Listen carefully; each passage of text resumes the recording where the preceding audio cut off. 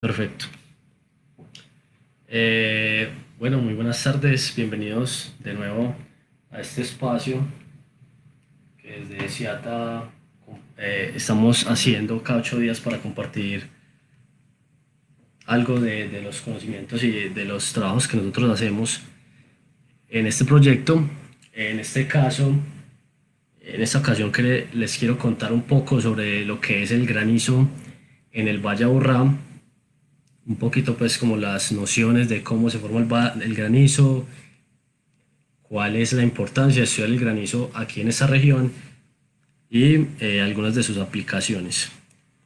Entonces, inicialmente, lo que uno se pregunta es, ¿por qué es importante?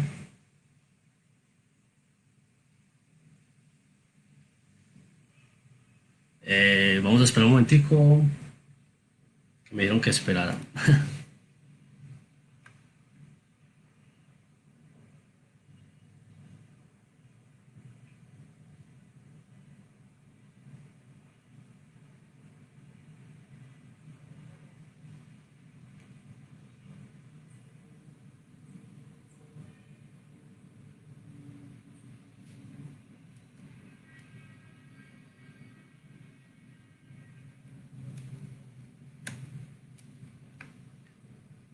Listo, entonces, lo primero que uno se pregunta es por qué es importante estudiar las granizadas aquí en el Valle de Aburrá, ¿cierto?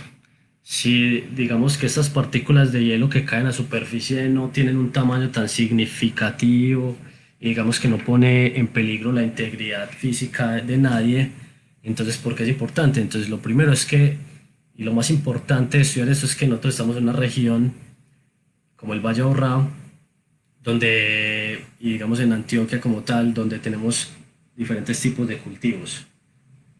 Estos cultivos se ven demasiado afectados por las caídas de granizo, ¿cierto?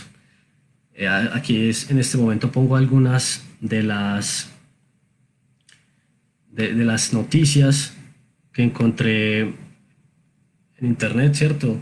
Son en Medellín, por ejemplo, imagínense en Santa Elena, donde están todos los cultivos de flores, o incluso en San Antonio de Prado, donde hay tantos cultivos de tomates y tras una granizada todo esto se puede perder. Es importante tener en cuenta que el área del Valle Aburrá, el 70% es área rural y dentro de esta área rural pues hay muchos agricultores que pueden verse afectados por este tipo de precipitación. Otras afectaciones, ¿cierto? Otros daños colaterales que vienen junto con las granizadas son siempre que hay un evento de granizo tenemos asociados también unas corrientes o ráfagas de viento muy fuertes, lluvias en exceso con intensidades muy altas que entonces nos generan inundaciones. Las ráfagas de viento nos pueden mover vegetación y dañar, digamos, otros tipos de bienes materiales. Si ven acá, por ejemplo, en la imagen que está en el centro, en la parte de abajo, esto es, por ejemplo, una estructura porcícola que se vio afectada después de una granizada. Entonces, todo esto hace importante que nosotros, aparte, pues, digamos, del concepto y de la parte educativa que debemos tener para aprender sobre este tipo de precipitación, también es importante por las afectaciones que nos dejan. Entonces, ¿cómo se forma el granizo en el Valle Aburrá y en general? ¿Cómo se forma el granizo? Esta imagen que presento acá es una, es una noticia que salió en Teleantioquia. Esta fue una granizada que ocurrió al sur del Valle Aburrá y una de las granizadas que ha generado, digamos, las partículas de granizo, esos pedacitos de hielo más grandes de los que hay pues fotos por lo menos. Entonces el granizo se forma en este tipo de nubes, ¿cierto? Estas nubes se llaman cumulonimbus, son nubes que se caracterizan por su gran desarrollo vertical, es decir, son nubes que son muy altas, pueden tener una altura de hasta 12, 15 kilómetros, tienen un bajo desarrollo horizontal. Esto quiere decir que en su extensión horizontal no son tan grandes, no son tan extensas como otros tipos de nube. que son, por ejemplo, este tipo de nubes de cumulonimbus son nubes que pueden cubrir, digamos, la zona urbana de Medellín, pero hay otros tipos de nubes que pueden cubrir, por ejemplo, el departamento de Antioquia, que ya son, cierto, unos sistemas de nubes mucho más grandes. Este tipo de nubes son nubes que se caracterizan por tener lluvias muy intensas, son de corta duración y la formación se da por convección atmosférica, que básicamente se traduce en que tenemos ascenso de aire desde la superficie hasta partes más altas de la atmósfera. Listo, entonces, ¿cuáles son las condiciones que necesitamos para que se dé este tipo de nubes, cierto? Entonces, lo primero que necesitamos es que haya vapor de agua en la atmósfera, ¿cierto? Entonces, necesitamos un vapor, una atmósfera húmeda. Necesitamos también un ambiente inestable, es decir, acá lo representamos como que tenemos en la parte más baja, en la parte más superficial, aire húmedo y caliente, y en la parte, digamos, a medida que vamos subiendo en la altura, pues vamos a tener aire más frío y más seco. Entonces, a partir de esas gradientes de temperatura, se dan unas, digamos, unas perturbaciones que nos generan que ese aire que está en superficie, que está más caliente y por tanto menos denso, ascienda a zonas más altas de la atmósfera, se enfríe, se condense ese vapor de agua que es invisible y se convierta en gotículas muy pequeñitas de agua y se empiecen a formar las nubes, ¿cierto? Eso es inicialmente lo que pasa por la formación de estas nubes. Aquí se ve un ciclo de vida. En este ciclo de vida, entonces empezamos con unas, digamos, unas torres convectivas, es decir, esas nubes empiezan a formar y empiezan a seguir creciendo a medida que se va dando esa convección, ese levantamiento del aire desde la superficie hasta las partes más altas de la atmósfera. Luego tenemos una etapa madura. En esta etapa madura lo que sucede es que ya se han dado procesos al interior de la nube que van a hacer que estas gotas de agua y luego, posiblemente en algunas ocasiones, también el granizo, ¿cierto? Crezcan y luego caigan a superficie. Y luego se da una etapa disipativa. Esta etapa disipativa simplemente ya es cuando empieza a bajar la intensidad de la lluvia y digamos que se forma este tipo de yunques que ven ahí en la nube. La imagen de la derecha es una imagen, es una foto de la NASA. En esta parte, como en la parte donde se ve como como si estuviera burbujeando la nube, la parte de ese yunque es donde está la torre convectiva, donde seguramente se están dando las intensidades de lluvia y donde está cayendo el granizo. Y la otra parte ya es cuando tenemos, digamos, esa etapa disipativa, ¿cierto? Y hacia dónde se ve ese yunque nos indica también es hacia dónde el viento está soplando en ese momento. Listo. Entonces, acá a grosso modo, si de pronto al final tenemos preguntas, ahondamos un poquito en ellas, pero a grosso modo nosotros tenemos un levantamiento de aire desde la superficie. Ese vapor de agua invisible se condensa en gotas de agua, que luego pasa el punto de congelamiento y se crea un hielo, un primer hielo, ¿cierto? Unos núcleos de hielo. Esos núcleos de hielo entonces siguen creciendo a través de diferentes procesos y cuando ganan, digamos, cierto peso, tanto las gotas de agua como las partículas de hielo, que son el granizo, entonces empiezan a caer. Pero hay algo muy importante, adentro de las nubes tenemos unas corrientes ascendentes que vuelven y nos empujan esas partículas hacia arriba, y mientras más veces o más permanezcan esas partículas dentro de la nube, más grandes se van a ir haciendo, para luego caer en forma ya de lluvia, ¿cierto? En forma líquida, lluvia, llovizna, o en forma sólida, como granizo. Aquí les vamos a dar un video que vamos a estar como, o sea, nos entramos a la nube, vemos un cristal de hielo y vemos una gota que está sobre el nivel de congelamiento. La gota, a través del vapor de agua, hace que, digamos, todas esas pequeñas partículas de vapor de agua se pasen hacia el cristal de hielo y este empieza a crecer. Luego cuando este gana peso empieza a caer y cuando cae va colisionando, va chocando con otras gotas de agua, va chocando con otros cristales de hielo y así va creciendo, digamos, la partícula de granizo como tal. Listo. Entonces, otra cosa aquí que es bueno que la digamos y es qué tipos de precipitación sólida tenemos en nuestra región. Entonces, aquí en esta región tenemos la imagen de la izquierda, nos muestra el granizo y la imagen de la derecha algo que se conoce como grapple o granizo blando. La diferencia es cómo se forma. Entonces, por ejemplo, el granizo está mucho más sometido a esas corrientes de aire que ascienden dentro de la nube y permanece más tiempo durante ese proceso de congelamiento y se va congelando por capas. El granizo blando, por otro lado, entonces una partícula, es un tipo de hidrometeoro que se forma primero con un núcleo de un cristal de hielo que es como un copo de nieve y sobre él se van congelando las gotas de agua súper enfriada, es decir, que es agua que está sobre el punto, sobre el nivel de congelamiento y se va, digamos, empezando a crecer de esta manera. Cuando cae a superficie, el granizo, entonces si lo cogemos, es por ejemplo un granizo duro, ¿cierto? Es una partícula dura de hielo. El granizo blando, si lo cogen y lo estripan, es una partícula que se va, digamos, a despedazar fácilmente. Entonces es importante esto de las corrientes ascendentes. ¿Por qué? Porque estas corrientes ascendentes nos van a determinar el tamaño del granizo y de hecho nos van a determinar que se forme granizo, porque no siempre que tenemos este tipo de nubes cae granizo, ¿cierto? Tienen que haber unas corrientes ascendentes y pues una humedad, todo, o sea, un conjunto de condiciones que nos generan que se cree el granizo.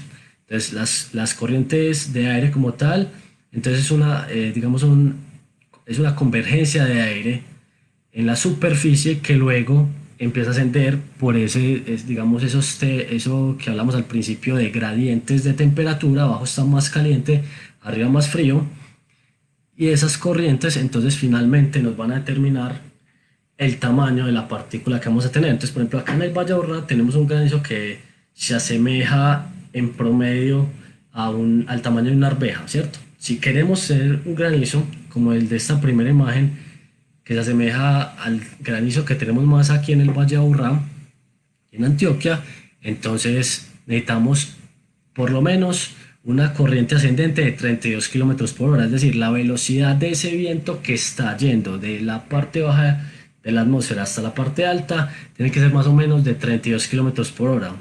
Si queremos tener granizo como en otras zonas del mundo, por ejemplo, que tienen granizos del tamaño de una pelota de golf, pues entonces necesitamos una corriente ascendente ya mucho mayor, de 88 kilómetros por hora. Entonces, aquí lo importante es eso, ¿por qué en el Valle de Aburrá no tenemos granizo tan grande como en otras zonas del mundo en latitudes medias? Porque no se alcanzan a desarrollar unas corrientes ascendentes, digamos, tan fuertes como en otras partes del mundo.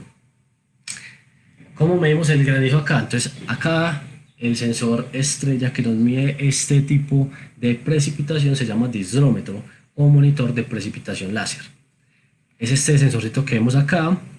Hay dos imágenes. Este sensor se caracteriza por dos cabezales. Uno de ellos emite un láser infrarrojo, así como lo vemos en esta figura. Ese láser tiene una longitud de onda de 785 nanómetros y digamos, todas las partículas, todos los hidrometeoros que atraviesen ese láser van a ser medidos por el sensor. Van a ser medidos, digamos, su magnitud se mide por la amplitud de la interrupción de ese haz, de ese láser, y la velocidad de caída por cuánto tiempo la interrumpe.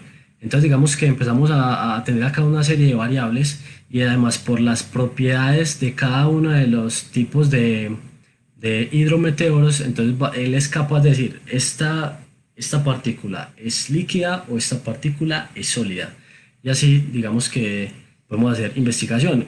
Entonces, por ejemplo, en la página de CIATA, si ustedes se meten a la pestaña de redes y van a sensores en tierra y habilitan la capa de hidrómetro van a haber diferentes como goticas, ¿cierto? En este momento tenemos 18, alrededor de 18 hidrómetros en el Valle de Aburrá y en las zonas al oriente de Antioquia. Y si ustedes le dan clic a una de ellas van a ver este tipo de gráficas como acá cuando esté lloviendo, ¿cierto? Entonces estas gráficas lo que muestran es una serie de barritas. Las barritas nos van a indicar cuando son grises la precipitación total, es decir, como si hubiéramos abierto una imagen de un pluviómetro. Pero además de eso, las barritas negras nos van a decir si durante ese minuto, porque la resolución del sensor es minutal, también hubo granizo, ¿cierto? Y entonces aquí al final, en este cuadrito que está en la parte inferior derecha de la imagen, vamos a ver cuál es la precipitación total en ese periodo de tiempo que está censando el disdrómetro y cuál va a ser la precipitación sólida acumulada. Y podemos además hacer unos acumulados secuenciales, ¿cierto? Mirando, por ejemplo, eventos con radar. Entonces, en este videito que les voy a mostrar, vemos cómo durante un evento de precipitación va subiendo, digamos, un núcleo, esos núcleos que se ven muy rojos, es decir, que hay unas intensidades muy altas de precipitación, y a medida que va pasando por cada uno de estos hidrómetros que les muestro en el video, pues entonces estamos viendo cómo se va acumulando el granizo, ¿cierto? Entonces es un evento de granizo, y miren que empezó en Caldas y se empezó a ir como hacia el noroccidente y terminó saliendo por allá por San Antonio de Prado. Listo, entonces acá es bueno también saber cómo se comporta, ¿cierto? A través del día el granizo y también a través del año. Entonces, tenemos un ciclo diurno inicial. La línea verde nos va a mostrar la precipitación total, es decir, los ciclos diurnos de lluvia que siempre hemos visto y nos han mostrado. Y la azul nos va a mostrar la precipitación sólida, que habla del granizo y el granizo blando, ¿cierto? Entonces, en esto lo que vemos acá es que la línea verde tiene dos máximos muy marcados, uno en la tarde, que precisamente se refiere a ese tipo de nubes cumulonimbus que se generan por radiación y por temperatura y asciende el aire y se generan lluvias muy intensas con caída de granizo, incluso porque vemos aquí el pico de granizo. Y luego tenemos un pico o un máximo muy marcado en horas de la noche, cuando generalmente se dan este tipo de nubes que vemos acá, que son nubes que son nimbostratos, es decir, nubes que son mucho más bajitas en la vertical, pero que tienen una extensión muy grande, ¿cierto? Una extensión de hasta un departamento, o sea, son nubes realmente extensas. Pero el granizo en la noche, digamos que tiene también un pequeño máximo que muchas veces se puede dar porque por precipitación orográfica. ¿Qué es precipitación orográfica? Simplemente cuando vienen las corrientes de viento húmedas cargadas de agua y se chocan contra una montaña. Entonces nosotros tenemos acá una topografía compleja, entonces vientos del oriente por lo general chocan con montañas, y esas montañas lo que hacen es obligar a que ese viento ascienda, y entonces se creen este tipo de nubes que muchas veces por las corrientes ascendentes que genera es capaz de generar granizo. Además tenemos un ciclo anual. El ciclo anual, entonces el de lluvia, como siempre lo hemos visto, tenemos dos temporadas de lluvia, una en marzo, abril, mayo y otra en septiembre, octubre, noviembre, que se rige por el paso de la zona de convergencia intertropical de la que nos habló el compañero Julián unas semanas atrás. Pero además el ciclo anual de granizo nos muestra que, por ejemplo, en la primera temporada de lluvias tiene su máximo en marzo, mientras que la temporada de lluvias se establece como tal y tiene su máximo en mayo. Y ahorita vamos a ver por qué. Entonces, para que lo tengan ahí en cuenta. Otra cosa que nos gusta saber acá, digamos, en Ciata, y conocer más nuestra región, es en dónde se da más granizo aquí dentro de la subregión, ¿cierto? Y resulta que usando estos sensores que eran los más antiguos, que tenían más periodo de registro, pues nos damos cuenta que en este que es el número 4, que es el que está en la estrella, tenemos de todos los eventos registrados, que es esta barra completa hasta arriba, el azul clarito o verde con el azul oscuro, el 32%, el 32.8% de esos eventos tuvieron granizo. No no quiere decir que fue la graniza histórica, que nos acordemos de ella, que haya registros fotográficos, no, pero quiere decir que durante ese evento se dieron las condiciones necesarias para que hubiera granizo durante ese evento de precipitación como tal.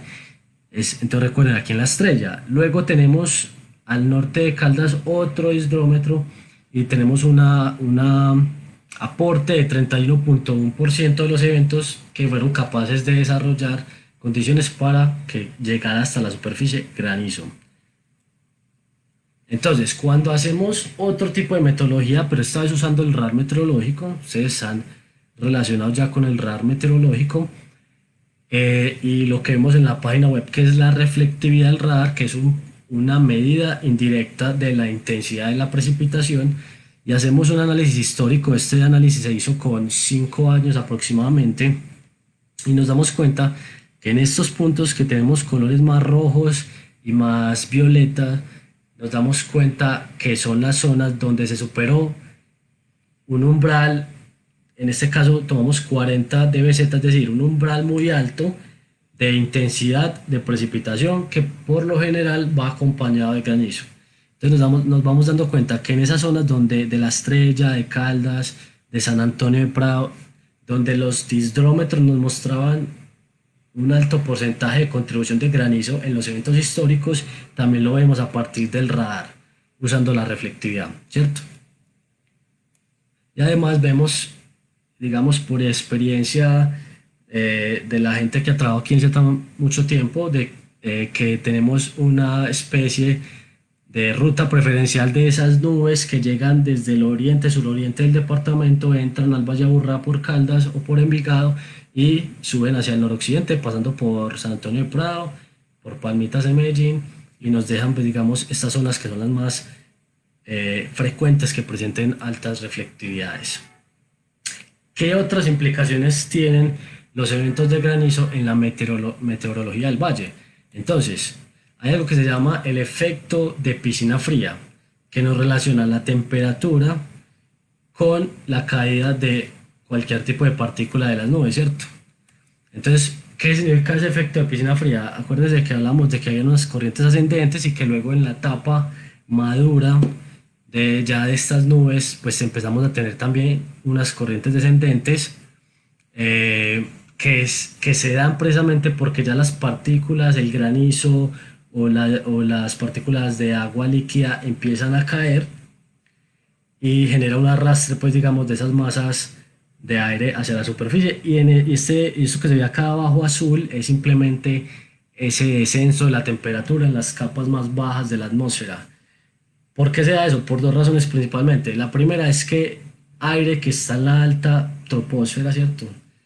En la alta troposfera tenemos aire y ese aire, digamos que se mueve hacia la superficie, entonces hay una transferencia de masa y esa masa, como está más fría, entonces genera, digamos, un cambio en la temperatura, una reducción de la temperatura en superficie. Y lo segundo que tenemos es que las partículas que están cayendo, por ejemplo, las partículas de lluvia, algunas de ellas por la interacción con la atmósfera baja, que está más caliente inicialmente, empiezan a evaporarse. Esa evaporación es finalmente un proceso de enfriamiento. Y también el granizo, cuando cae, empieza a derretirse. No sé si ustedes de pronto han cogido un granizo cuando está lloviendo, y muchas veces ven que es un granizo, no es seco, sino que viene muy mojado porque ya está en estado de derretimiento. Y ese estado de derretimiento también es un proceso de enfriamiento en la atmósfera. Y piénsenlo como simplemente como que están cayendo, y lo que hace es que esas partículas le roban, digamos, el calor a la atmósfera más baja y se disminuye la temperatura. Si cogemos una estación meteorológica como la que vemos acá, es una estación que en la página también encontramos la red, que mide temperatura, humedad, precipitación, mide dirección y velocidad del viento, entre otros. Entonces miramos, por ejemplo, cómo iba desde las 9:30 de la mañana subiendo la temperatura, como es normal en nuestra región, va subiendo la temperatura y resulta que se generó una nube y se generó un evento de granizo. Entonces, cuando empieza a caer la lluvia junto con el granizo, se da esta caída tan importante en la temperatura Miren que pasamos de tener casi 27 grados a tener casi 15 grados, entonces una reducción de aproximadamente 12 grados centígrados en solo 40 minutos, desde que tuvimos ese máximo hasta ese mínimo, y ya después digamos que la atmósfera baja empieza a recuperar su temperatura. Eso es importante y ahorita lo vamos a ver porque eso se relaciona con otros temas como la calidad del aire. Listo, entonces miremos este otro ejemplo. Aquí tenemos un sensor que se llama radiómetro. El radiómetro nos mide la temperatura entre otras variables, pero vamos a mirar la temperatura en la vertical. Vamos a coger 12 eventos de granizo y 15 eventos de lluvia que no tuvieron granizo y vamos a hacer unos promedios. Vamos a definir además una hora cero. Esa hora cero va a estar entre las 12 del mediodía y las 4 de la tarde, es decir, la hora en que empezó a llover. En cualquiera de esos eventos ocurrió entre ese rango de tiempo. Vamos a tener unos eventos de lluvia con la gráfica que ya les voy a explicar cómo se realizó y unos eventos de granizo. Y nuestra hora cero, ¿cierto? Hacia atrás de la hora cero tomamos 180 minutos y hacia adelante 180 minutos. Entonces, mirando la imagen de la nube, nos damos cuenta que tenemos, bueno, que queremos medir, ¿cierto? La temperatura en la vertical. Ponemos nuestro radiómetro y empezamos a medir, digamos, miren cada uno de los colores. Por ejemplo, la línea azul es una línea que está en color, que está al principio, pues está en la superficie. Empezamos a medir cada una de esas, más o menos aproximadamente de esa altura a la que queremos mirar cómo es la temperatura para medir este tipo de efecto de piscina fría, ¿cierto? Entonces este sensor mide en la vertical como si fuera un punto en esas zonas donde les mostré ahí. Y si lo movemos hacia atrás 3 horas y adelante 3 horas, pues nos da esta gráfica que tenemos acá. Y entonces finalmente vemos que hay un descenso de la temperatura, ¿cierto? Entonces, por ejemplo, en eventos de lluvia tenemos un descenso de la temperatura que podemos decir que en 15 minutos la temperatura en superficie se iguala a la temperatura que hay a 50 metros sobre el nivel de la superficie. Es decir, que si nosotros medimos la temperatura en superficie y nos montamos en un edificio de 50 metros y medimos la temperatura en la parte alta, pues nos da igual. Pero en eventos de granizo, la temperatura de superficie se iguala a la temperatura de 450 metros más arriba. ¿Esto qué significa? Pues significa, como se ve en la gráfica, por la caída de la curva, que los eventos de granizo nos generan una disminución de la temperatura mucho mayor. ¿Por qué? Por lo que estamos hablando. Entonces, las partículas, aparte de las partículas de lluvia que se van evaporando, las partículas de granizo también se van derritiendo y aportan, digamos, a la reducción de la temperatura. Y esto básicamente es una inversión térmica. Es decir, que la temperatura en la parte más superficial empieza a estar más fría y a medida que subimos está más caliente hasta un punto, y ya de ese punto hacia allá pues empieza otra vez a disminuir la temperatura.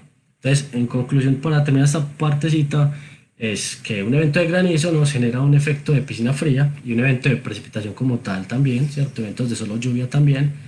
Hay una estabilización de la atmósfera más fuerte y más rápida cuando se presenta granizo.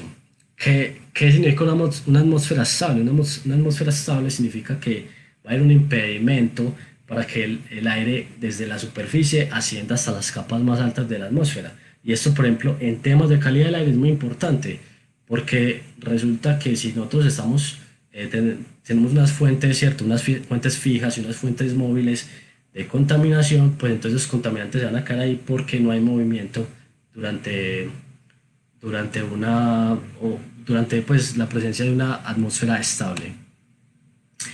Pero entonces, ahorita que veíamos las gráficas, veíamos que siempre la temperatura, cuando teníamos granizo, era más alta antes del evento de granizo que antes de los eventos que no tenían granizo. Entonces uno se pregunta, ¿por qué la temperatura en promedio es más alta antes de los eventos de granizo que los eventos de solo lluvia? Y si miramos ya un rango más pequeño de esa hora cero, de esa hora de inicio que ahorita hablábamos, solo entre las 3 y las 3:59 cogimos unos eventos y miramos cómo es la radiación hacia atrás. En este caso utilizamos este sensor que se llama el piranómetro, y este sensor nos permite mirar evaluar la radiación solar en superficie y nos damos cuenta que esta línea azul, que es la radiación antes de los eventos de granizo, está mucho más arriba o está más arriba que la radiación perteneciente a los eventos de sol o lluvia. ¿Qué pasa entonces? Porque hay más radiación, entonces digamos que hay más calentamiento superficial. Y eso lo pongo aquí, digamos, en esta pequeña conclusión, que lo que nos sugiere esto es que para que se presenten eventos de granizo necesitamos días más despejados, para que haya más radiación superficial, para que haya un gradiente de temperatura más marcado, es decir, que esté mucho más caliente la superficie que las capas de ahí para arriba, y que haya entonces una mayor convección, es decir, ese movimiento del aire en la vertical, y entonces que haya que se desarrollen unas corrientes de aire ascendentes más fuertes. Listo. Entonces, si recuerdan, ahorita vimos que el pico o el máximo de granizo era el marzo, pero el máximo de lluvia es el mayo, cuando nosotros más o menos sabemos que la temporada de lluvia se establece como tal, ¿cierto? En promedio, o sea, climatológicamente hablando. Entonces nos damos cuenta que, por ejemplo, si tenemos este ciclo diurno de precipitación del Valle Aburrá, es decir, la precipitación para todos los municipios, para cada uno de los municipios, junta como si fuera un todo, y hacemos el ciclo diurno para marzo, abril y mayo, nos damos cuenta, esta línea naranja que es marzo, tiene solo un pico en la tarde y en la noche no tiene, digamos, un aporte tan significativo de lluvia, lo que sí sucede con eventos, digamos, con lluvia en abril y mayo, donde tenemos un segundo pico, un segundo máximo en la noche, y esa lluvia que se da en la noche incluso es remanente hasta las horas de la madrugada, y tenemos esos días que, por ejemplo, empieza a llover a las 8 de la noche y tal vez termina de llover al otro día en horas de la tarde. Y esa misma lluvia no permite que entre la radiación. Y si miramos la gráfica de la derecha, entonces tenemos lo mismo, los mismos colores para marzo, abril y mayo, pero aquí estamos viendo la radiación y estamos viendo cómo se comportó la radiación antes de los eventos de granizo en cada uno de esos meses. Y nos damos cuenta que la radiación que antecede los eventos de granizo en marzo es más alta que la radiación que antecede los eventos de granizo en abril y mayo. Entonces, fuera de eso, en marzo el sol se encuentra en el punto más directo sobre la línea del Ecuador, entonces digamos que tenemos una incidencia más directa de estos rayos, y fuera de eso pues no tenemos una temporada, la Z-SID, como hablamos ahorita, esa capa de nubes todavía no está sobre nosotros constantemente, entonces tenemos más calentamiento superficial y pues se desarrolla todo el proceso que les he venido contando. Y ya para terminar, para no alargarnos mucho, les voy a contar cómo es SDCIATA, además de tener estos sensores en tierra que se llaman disdrómetros, también desarrollamos un algoritmo para identificar el granizo a través de un método probabilístico usando el radar meteorológico. El radar meteorológico, como contaron en las sesiones pasadas, es un sensor que emite unas de electromagnético, una onda electromagnética que choca con las partículas que están en la atmósfera, ¿cierto? En la nube, por ejemplo, la lluvia del granizo, y se vuelve esa energía y se interpreta ya y se despliegan diferentes variables. Estas variables que vemos acá en 4 histogramas son variables que nos van a hablar de varias cosas. Aquí, como para resaltar otra vez, este radar es un radar dual, es decir, de polarización doble, nos mide en unas horizontal y también nos mide en unas vertical. Y eso nos permite sacar este tipo de variables polarimétricas. Entonces, estas variables nos hablan, por ejemplo, estas dos primeras, de la concentración de esas partículas que hay en ese volumen de la atmósfera que estamos mirando, el tamaño de ellas, las propiedades dieléctricas de ella. Esta, que se llama la fase diferencial específica, nos mide la forma, nos habla de la forma, nos habla de la composición y la concentración de las partículas, y además no se ve afectada por la atenuación. Y finalmente tenemos la reflectiva diferencial, que habla de la composición, de la forma, y no se ve afectada por la concentración. Luego, simplemente aplicando un método probabilístico como es el método de Bayes, podemos tener este tipo de información. Estas líneas naranjas lo que indican es la probabilidad de que se den eventos con granizo, ¿cierto? Para cada una de estas variables que analizamos.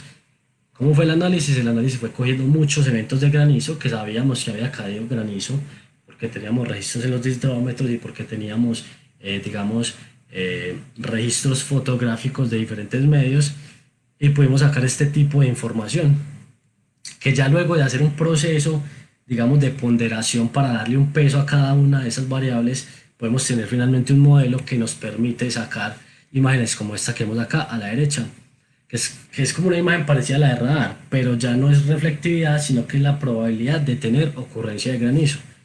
Y en esta en particular, que fue un evento de granizo que se dio el año pasado, el 22 de noviembre, tenemos que para los colores de naranja hasta rojo tenemos una probabilidad mayor al 70%, es decir, una probabilidad bastante alta de que se den eventos de granizo.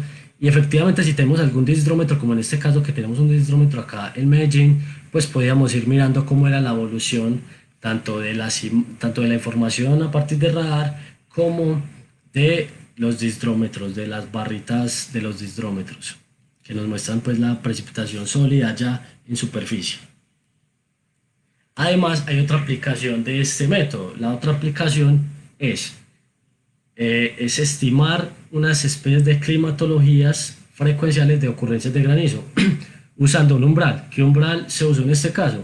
Se usó 80%, es decir, en estos dos mapitas, cada uno representa, este primer mapa representa una temporada seca de diciembre de 2018 a febrero de 2019, 3 meses, y una temporada de lluvias de marzo de 2019 a mayo de 2019, otra temporada de lluvias de 3 meses.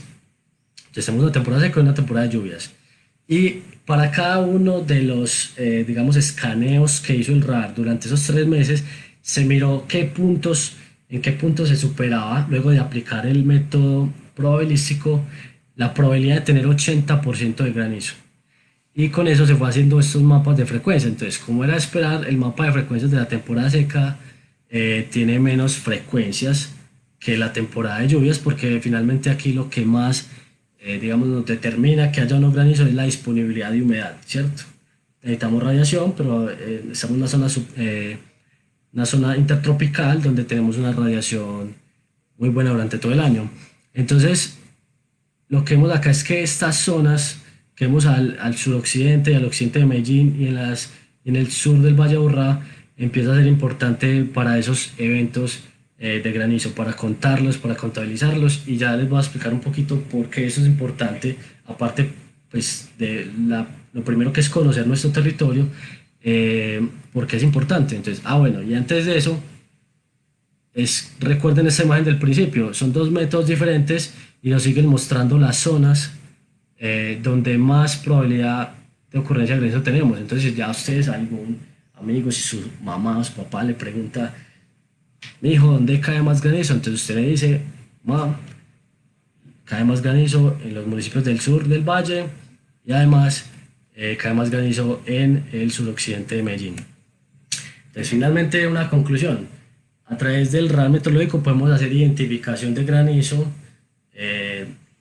utilizando también el disdrómetro para comprobar, ¿cierto?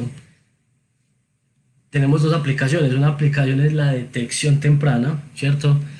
Como somos el sistema de alerta temprana, pues tenemos que hacer todos los tipos de alertas que más se puedan para ayudar finalmente a las comunidades, y ya después de dar una alerta, entonces ya son las entidades de gestión del riesgo las que entran a actuar en esas zonas donde está, digamos, más afectada por precipitaciones fuertes y granizo. La otra aplicación es un análisis a largo plazo. En este caso se dice por 3 meses, pero la idea es que con el tiempo se hagan mapas frecuenciales por años y por varios años interanual. ¿Para qué? Para entonces tener esas zonas donde hay mayor probabilidad de tener granizo, esas zonas donde tenemos más exposición y donde posiblemente tengamos cultivos y donde agricultores tengan una inversión para crear, por ejemplo, ya con la intervención de otras entidades, políticas de prevención, por ejemplo, por eventos meteorológicos. Esas políticas pueden ser, por ejemplo, seguros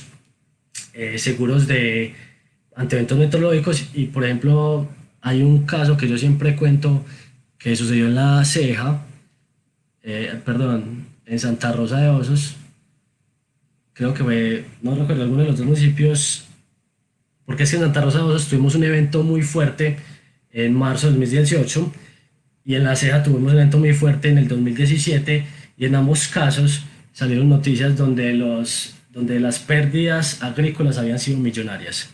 Entonces esto realmente pasa de ser algo de ya conocimiento para nosotros a ser algo que realmente tenemos que saber porque evita la pérdida material de ciertas cosas en nuestro territorio, ¿cierto? Como son los cultivos y ya los factores, o digamos las pérdidas colaterales que digamos ahora por desprendimiento de árboles y por inundaciones. Y bueno, muchas gracias de nuevo por estar en este espacio. Y si tienen preguntas, voy a esperar un momentico porque sé que esta transmisión es rezagada. Entonces, si tienen preguntas, voy a ir mirando para contestar.